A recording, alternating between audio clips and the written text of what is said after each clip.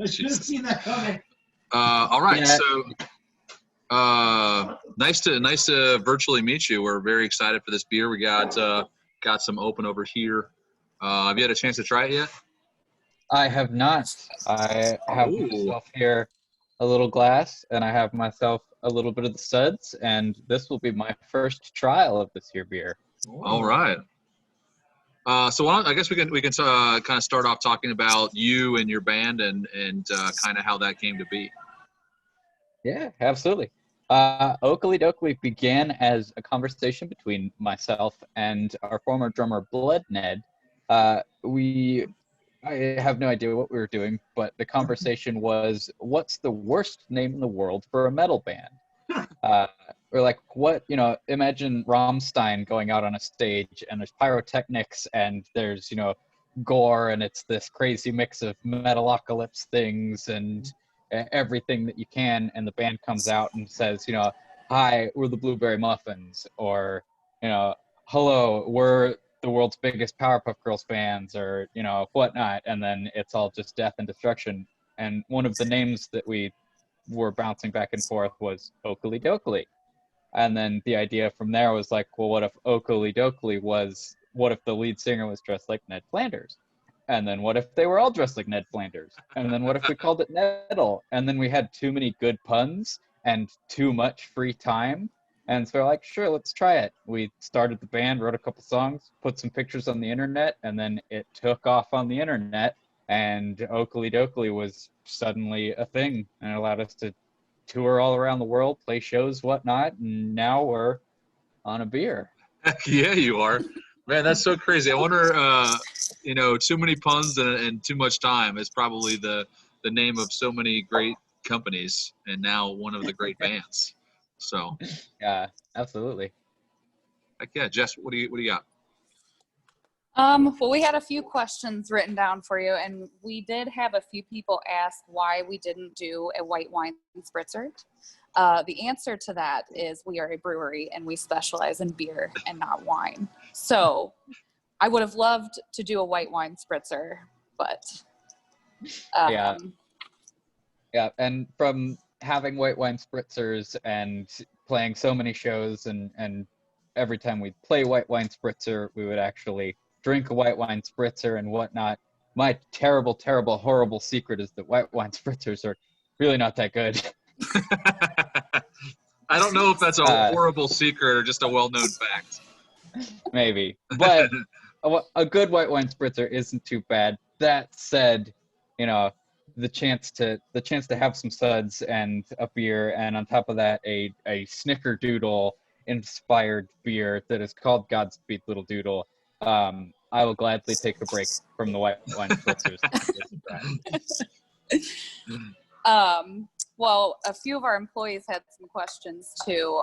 Jared, who's in the background in there, wants to know what your favorite mustache oil scent is. Ooh, mustache oil scent. A little bit of lavender is nice. That one's good.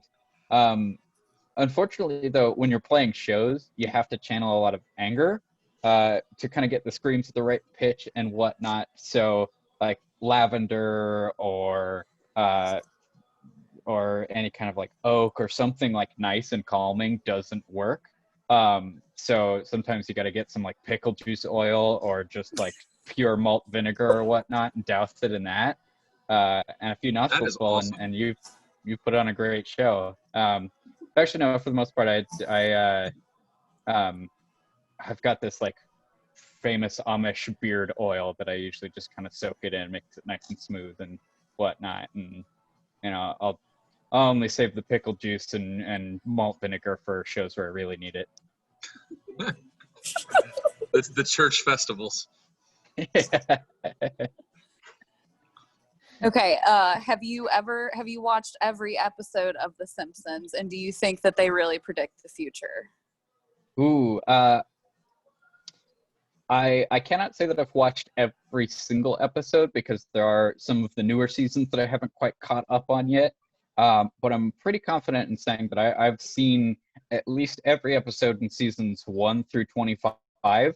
including quite a few in that 5 through 30 and some of the newer ones. And as far as whether they predict the future or not, that's hard to say. There's so much evidence that says that they do, that I can't rightly say that, no, I don't think they predict the future, but I think that, maybe someone in the writing room is from the future and they are sneaking in ideas. Like that would make sense. So, yeah. That would definitely make sense. All right, I cut out on some of that, so I'll have to rewatch this later. What is your favorite beer style? Oh, favorite beer style. I am a Ned of extremes. As far as soaking up the suds, I kind of sit at different ends of the spectrum. Like I really like the heavy imperial stouts. I like, good dark gnarly stouts, but I also like really hoppy IPAs. The hoppier and the diddlier, the better. So yeah, those really like double IPAs and whatnot. Those are good. Yeah, as far as that goes, those are kind of my two different parts. I do like a lot of different beers and whatnot. The only ones that this Nettie really can't handle are the sours. I haven't gotten a little palate for sours yet, but someday, who knows? You're just slaying Jared over here with your Ned puns. He's just dying back behind me over here. So you guys you're in Phoenix, is that right? Yep. Yeah, us Neds are based out of Phoenix, Arizona. I cannot answer the question as to why we decided a band where we all wear sweaters was a good idea in Phoenix, but yeah, here we are. That's amazing. All right, what is your one guilty pleasure pop song in 2020? My guilty pleasure pop song has probably been the same guilty pleasure pop song for years and years and years and years, which is One Week by Bare Naked Ladies. I know every single lyric to that song. On top of that, it's the end of the world is that would be a great metal cover. Oh. Uh-oh. You got the little like Nedley gears turning. So yeah, that's the one I've been going to quite a bit. And yeah, I honestly can't say if a pop song has come out in 2020 that would be a guilty pleasure. I don't know if I would know that it came out in 2020 because I've just been listening to the same music from the 90s for all year. So yeah, that has to be it. We can take a beer break if you want to pour a beer and give it a try. Yeah, absolutely. But I'm so dang angry. This is going to be all head, I'm sure. All right, let's crack this bad boy open. Oh boy.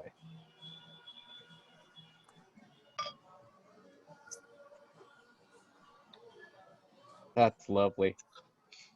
That is Okilly Dokilly. How long have you guys been a band? Us Neds have been a band for just a little over 5 years now. We started back, I think the idea came about in 2014, and we didn't think that anybody would enjoy it at all. We thought like that in the Venn diagram of Simpsons fans and like metalheads, there was this tiny little like sliver of people who would get it and think it was funny, and that our fan base would be like 13 or 14 people. So we took our time. It took us around a year to practice, do the songs, and get press photos and all that. And then of course when we released it, we realized that we were very wrong about what people enjoy in general. And seeing the just massive spike, we had 1 million Bandcamp plays and ended up with I think like 20,000 Facebook fans in the span of 2 weeks or so. So yeah, we're very wrong about how much the world wanted a Ned Flanders metal band, and we're happy to be wrong about that. Yeah, well, cheers. Yeah, cheers. Thank you, Nate Barinos.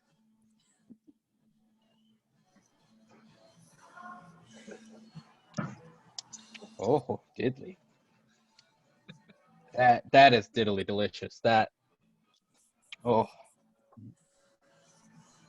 Well, we're happy that you like it. It meets the Ned standard. that exceeds the Ned standard. I mean, for a guy who pounds white wine spritzers on a nightly basis, like this is a welcome break. This is excellent. So yeah, our fans, we posted some info on this, and I know that that this here beer is only available in Ohio at the moment, and so we're counting on our Ohio Renos to drink as much of this as you can. You need to get rid of it so that we can spread some Godspeed Little Doodle all around the U.S. and all around the planet. I know we had some neighborinos from Australia that were interested, some neighborinos from Canada and whatnot. And Ohio, we're confident that you can do it. I will say that the drunkest show that us Neds have ever played was in Ohio. Woo! By far. It was actually in Akron, Ohio. We played a show, and that was, neighborinos, that was one of the rowdiest Wednesdays. That was one of the most fun shows we had ever played. We were touring with a band called Beatallica, and they came out midway through our show and started like dumping beer on the audience, and beers were like thrown around. Somebody even threw a guy on the stage, and he got up, took a swig of his beer, and dove back into the crowd. And that cemented my confidence in the ability of Ohio to have themselves a fine beer and have plenty of it. So Ohio neighborinos, we're counting on you. Heck yeah. That is one of the greatest stories I've ever heard. Is that the craziest thing you've seen at a concert happen? No. Mm-mm. No. No, there have been some gnarly things. When us Neds were in Australia, we discovered that they do something called a shoey. And a shoey was completely new to us, but if the audience calls for a shoey, what they're asking for is you to take off your shoe, pour a beer into your shoe, and then drink the beer out of your shoe. And that's a shoey. And so I ended up, through sheer peer pressure, drinking white wine spritzer out of a shoe at a show. And I guess I didn't really see that because that was what was happening at the show. But that was definitely one of the crazier things. I think one of the best things is we played in London on Halloween night in 2019, and because it was Halloween, lots of people dressed up, and so we had lots of people dressed as Ned Flanders, and I'd say about like 30 to 40% of the crowd was dressed as Ned Flanders. So I got to peer down from the stage at a mosh pit full of Ned Flanders, just green sweaters and pink polos and glasses flying around everywhere, and just the angriest circle of Neds that you've seen in your entire life. And it was glorious. So how do you come up with the other Ned band names? Obviously, it's Ned's involved and it rhymes with Ned, but is there the band members get to pick their own thing? Is it kind of like a group consensus, or what happens with that? There is some consulting with some of the Neds. Our original drummer, Bled Ned, was named so because of multiple instances where he would either hit the drumstick or hit something with his knuckles, and would end up bleeding all over his drums, and he used white drum heads at the time. So after a show, you'd see speckles of blood all over his drum kit. And so Bled Ned, not only Bled rhymed with Ned, but it also fit for him. We had Thread Ned, who was one of the nicer dressers of the band. Stead Ned was originally going to be our rhythm guitarist. Red Ned had red hair. Dread Ned has dreadlocks. Shred Ned was our lead guitarist. So there is a theme to some of the names. Unfortunately, there are a finite amount of words in the English language that rhyme with Ned. So we'll have to get extra creative if we're going to be adding any more Neds anytime soon. Jess, you have any more questions? I think that's all. Yeah. Do you have any questions for us? How long How long does it take to develop one of these here sets? So from recipe wise is, Jared takes anywhere from 15 minutes to 15 days to come up with a recipe. But the actual process of making the beer takes about 8 to 10 hours, physically making it. And then we move it over to the fermenter where we add yeast. And that takes anywhere from 2 weeks to 4 weeks, depending on the alcohol level and the style. I think this one came in right around 3 weeks. It took us to make, and we added cookies and cinnamon to it, and vanilla to kind of give it that snickerdoodle type of flavor with it, to go with. Yeah. Well, I appreciate you guys putting in the effort and bringing us in to add our little Okilly Dokilly stamp on this. It's absolutely delicious, and I know that you guys sent us a couple of the other little beers and whatnot that are made there. I did get a chance to try the Father Kyle's cinnamon roll stout last night. Yeah. And holy diddly, that was a delicious beer. That was amazing. And I've had lots of dessert beers and whatnot that have kind of passed under this here crumb duster, and sometimes they come off as a little bit bitter, a little bit harsh. But this is a very nice, very pleasant, very relaxing, wonderful dessert beer. So thank you guys so much for looping us in and crafting this here beer. And now we just have to get Ohio to drink lots of beer so that we can spread it around the world. What are your plans for your band, for your music? What's going on with you guys? Us Neds are just kind of hiding in quarantine at the moment. Our guitarist Shredned he's off over in California doing some work over there, and we had just flown back in February. We had just done a tour of Australia and New Zealand, and a few months before that we toured Europe. We were all over England, all over Europe, and we played. We did kind of a side story, but us Neds played in Germany and in Austria, and I think the only mistake that I could, it was a mistake that was built for me, but in Germany, the word for white wine spritzer is Weißweinschale, and the word for white wine spritzer in Austria is Weißweinspritze. And I realized that it's a cardinal sin to go on a stage in Austria and say Weißweinschale. You get a lot of angry Austrians because you use the German term white wine spritzer rather than the Austrian one. So that was one thing we learned over there. But prior to that, we were touring all around last year. So us Neds were planning on doing one more little U.S. tour. It ended up getting canceled. So we've been taking a break. And us Neds have been just kind of sitting back, hanging out, catching up on some Simpsons episodes, and now enjoying some fine beverages. Nice. I know I meant to ask you, is like, do you take any kind of inspiration from any other bands, or like what's your story on how you got to be into metal, into singing, and into doing what you do?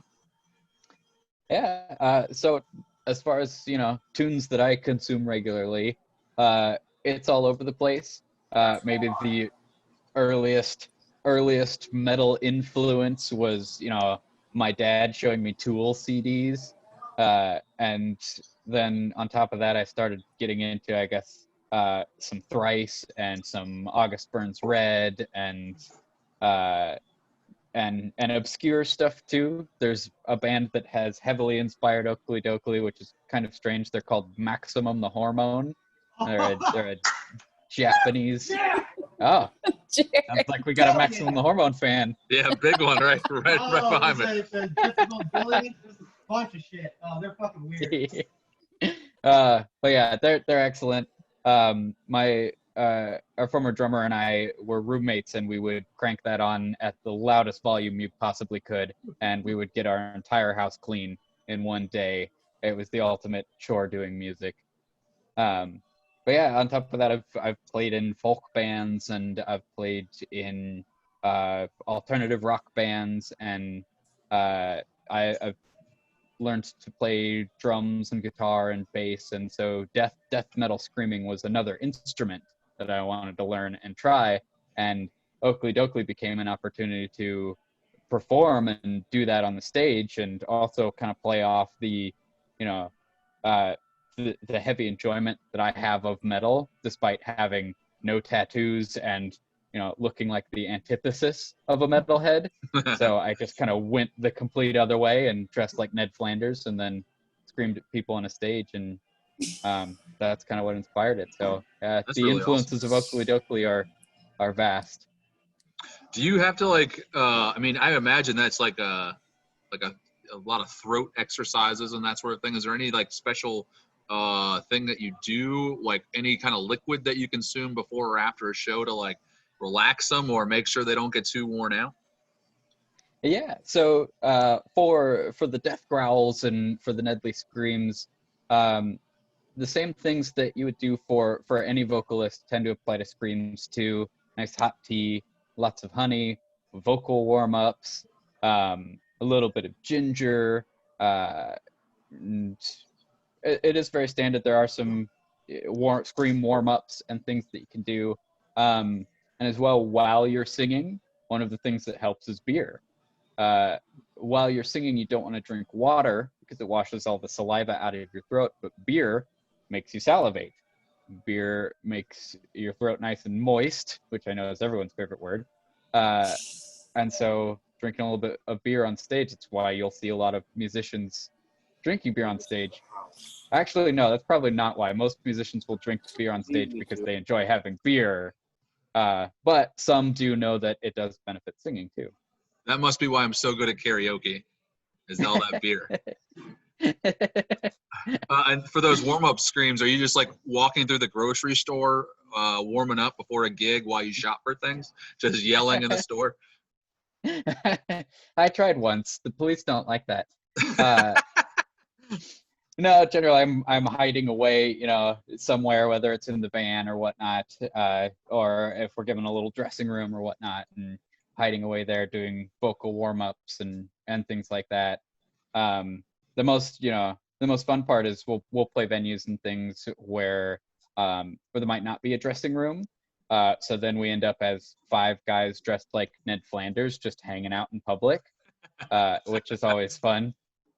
Same thing for photo shoots or for any other situation where we're out and about. It definitely catches a lot of attention, almost as much as when we're not in costume and we're just 5 guys all with mustaches who are walking into an IHOP. On top of that, we travel around in a van, so we look like just the world's worst pedophile convention has rolled into town. And yeah, that's almost more brutal, you know, than being dressed like Ned. All right. Well, do you have anything else for us, Ned? Ned? No, just more and more thanks for developing this tasty beer and sending it our way. And I'm actually meeting up with the other Neds here this weekend, and I've got a bottle for each of them, and I'll let you guys know what the review is from each of the Neds. So thanks so much for sending it, and it's very, very tasty. I'm happy to share it with the other Neds, and like I've said plenty of times, Ohio, help us out here. Drink some of this here beer, because we got neighborinos from all around the world who are now angry at us that we showed them this cool thing that only Ohio can have. Come on, Ohio. You can do it. We got you. Don't worry. Well, Head Ned, I really appreciate chatting with you, and thanks for collaborating with us on this beer, and long may it continue. Yeah, absolutely. Doodly. Thank you so much, Jason, Jessica. You guys take care. Yeah. You cheers. too. Thank you.